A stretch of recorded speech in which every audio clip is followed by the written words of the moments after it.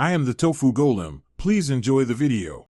You start by confirming permissions and tools so you can move quickly. Make sure you have Power BI Desktop installed and signed into the same org account that has SharePoint access. Once done, copy the SharePoint site URL and locate the list, library, or Excel file you will connect to.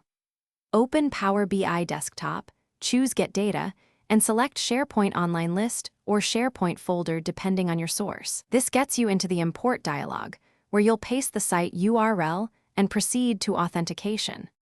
Once connected, you'll use the navigator to preview available tables or files and select the ones you need. Click Transform Data to open Power Query. Here you should filter rows, expand record fields, change data types, split columns, and remove duplicates so the model is clean. Make sure to set stable keys and create relationships between tables in the model view. This reduces refresh issues. After shaping data, apply changes to load into the report for visuals and analytics. You finish by publishing the report to Power BI Service and placing it in the right workspace. Once published, configure dataset credentials.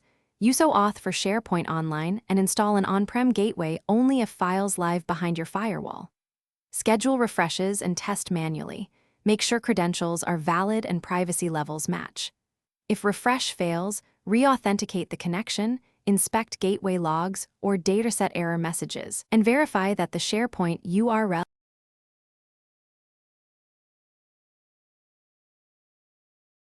Thanks for watching. Consider subscribing if we helped you today.